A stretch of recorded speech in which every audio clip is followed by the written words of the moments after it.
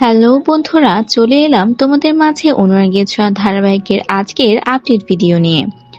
প্রতিদিন update video পেতে আমাদের চ্যানেলটি সাবস্ক্রাইব করে আমাদের পাশেই থাকবেন। তো চলুন শুরু করা যাক আজকের ভিডিও। আজকের এপিসোডে প্রথমেই মিশকাকে জেরা করার পরেও মিশকা কোনো না কোনো ভাবে ভুলভাল বুঝিয়ে সেখান থেকে বের হয়ে চলে আসে। রূপা যখন বলছিল যে ওই মিশকা, তখনই মিশকা বলে ওঠে, তোমাকে কে বলেছে আমি মিশকা?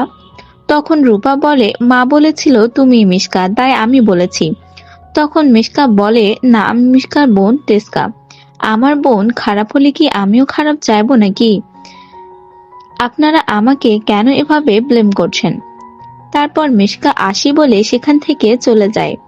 তারপরে সোনা মনে মনে ভাবে, এই মেয়েটা বারবার আমাদের বাড়িতেও আসে, জয়ীদের বাড়িতেও আসে হুটহাট করে। কি চাইছে? তাহলে কি মেয়েটাই আসল মিশকা, নাকি মিশকার বোন হয়ে প্রতিশোধ নিতে এসেছে? আমাকে জানতেই হবে মেয়েটা আসলে কে। তারপর রূপার সৈতাকে বলে, তোর সাথে আমার কথা আছে, তুই আমার সাথে চল। তখন দীপার হাতটা একটু করে নড়ছিল।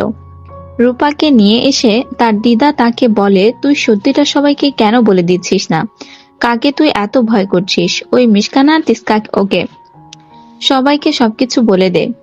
তখন রূপা বলে, তুমি জানো না ওই কতটা ভয়ঙ্কর, আমাকে ছোটবেলায় গাড়ি চাপা দিয়ে প্রায় মেরেই ফেলেছিল। এই সবকিছুই সাক্ষ্য আড়াল থেকে শুনছিল। রূপা বলছিল, মায়ের সুস্থ হওয়াটা আগে জরুরি, এখনো সময় হয়নি কাউকে কিছু বলার। প্লিজ তুমি কাউকে কিছু জানিও না। তখন দিদা বলে, আমি জানি না, আমার খুব ভয় করছে। এদিকে এসব সাক্ষ্য আড়াল থেকে শুনে আর চোখে জল চলে আসে। তারপর সেখান থেকে চলে যায়। আর রূপার দিদাও অনেক কান্না করছিল, বলে যে একটা মেয়ে দীপা আর তোকে মেরে ফেলতে চাইছে, আর আমি এভাবে কিভাবে চুপ করে থাকবো? রূপা তার দিকে রূপা তার দিদাকে বুঝিয়ে বলে।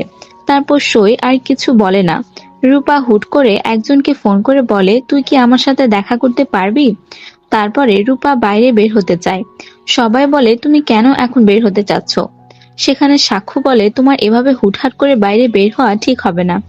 রূপা বলে, বাবা আমি এখন চোখে দেখতে পাই, আমি এখন যাব বাহিরে, মলে ঘুরবো, অটোতে উঠবো। রূপার মামা যেতে চাইলেও মামাকে নিয়ে রূপা যাবে না। তারপর সোনা বলে, তুমি কেন যাচ্ছ বাহিরে, আমাকেও নিয়ে চলো। তারপর সেখানে রূপা বলে, না তুমি মায়ের কাছে থাকো। মা চোখ খুললে সোনা রূপাকেই দেখতে চাইবে, রূপা না থাকলেও সোনা তো থাকবে। তারপর সেখান থেকে রূপা বেরিয়ে যায়। পিছন পিছন সোনাও যেতে লাগে। সূর্য বলে, তুই কোথায় যাচ্ছিস? সোনা বলে, একটু ফ্রেশ এয়ার নিয়ে আসি, তোমরা তো সবাই এখানেই আছো। বলে সোনাও বাইরে চলে যায় রূপার পেছন পেছন। ওরা চলে যেতেই দীপা রূপা বলে ডেকে ওঠে। সূর্য দীপার কাছে যায় আর বলে, এই তো আমি। দীপা বলে, রূপাকে বাঁচান। অচেতন অবস্থায় রূপা বলে ডাকছিল। আর এইদিকে রূপার পিছন পিছন শোনা যাচ্ছে দেখার জন্য যে রূপা কার সঙ্গে দেখা করতে যাচ্ছে। আর তারপরে সেখানে বাইক নিয়ে আরিয়ান আসে।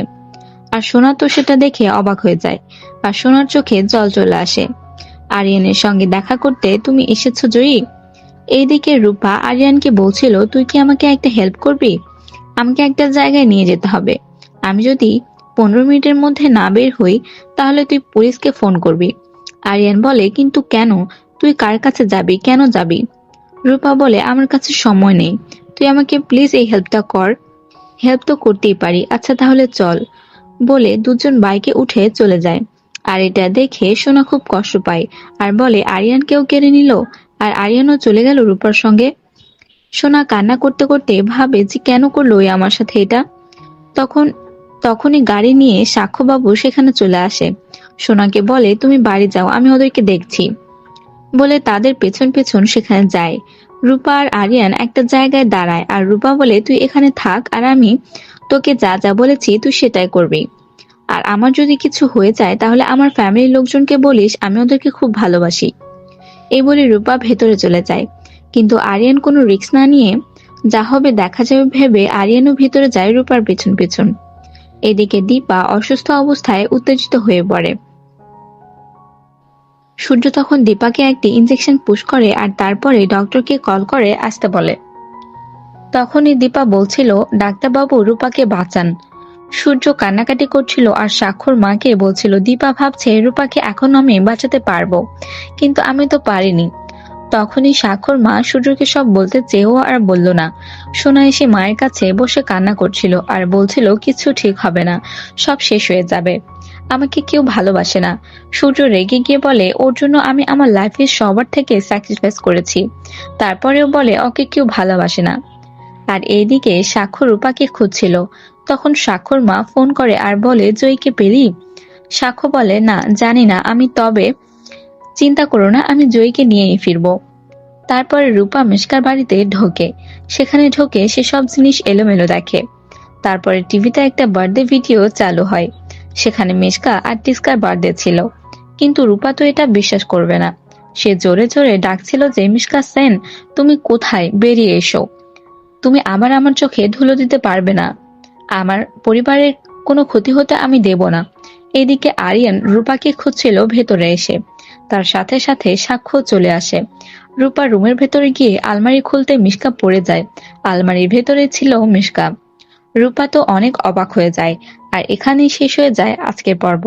অনুরাগের ছোঁয়া ধারাবাহিকের আরো আপডেট খবর পেতে আমাদের চ্যানেলটি সাবস্ক্রাইব করুন। ভিডিওতে লাইক আর কমেন্ট করতে ভুলবেন না।